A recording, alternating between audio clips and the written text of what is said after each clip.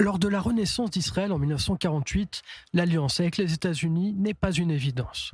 Si Washington avait soutenu en 1947 le plan de partage, l'enthousiasme est plus que mesuré.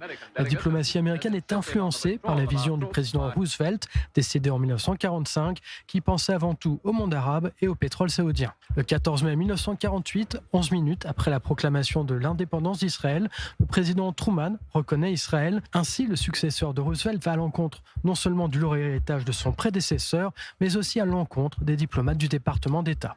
Seulement, le soutien n'est que politique. Pour se défendre face à l'attaque des pays arabes, Israël s'équipe en Tchécoslovaquie avec l'accord de la Russie soviétique et en France. 1956, lors de la crise de Suez, quand le dictateur égyptien Nasser nationalise le canal, Israël épaule la France et la Grande-Bretagne dans une action militaire contre l'Égypte.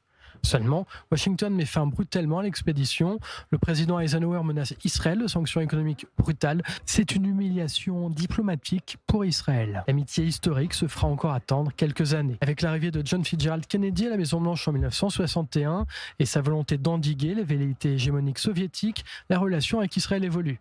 Washington s'inquiète du panarabisme de Nasser, soutenu par Moscou. Des radars américains sont livrés en Israël. La coopération sur le renseignement commence, mais toujours pas d'armes offensives.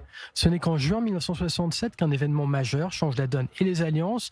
En 6 jours, Israël remporte des victoires magistrales sur plusieurs pays arabes. Si Israël perd les avions de chasse français avec le réalignement de De Gaulle sur le monde arabe, il fait comprendre à Washington son importance stratégique. Les avions américains arrivent et la coopération militaire débute véritablement.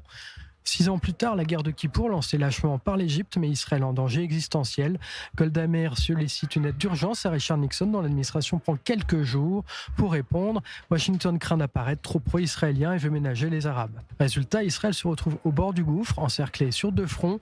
Le pont aérien finit par décoller, immense, décisif, mais après une période de flottement qui a traumatisé Jérusalem. Ce n'est qu'à la fin des années 70 que l'alliance devient vraiment structurée.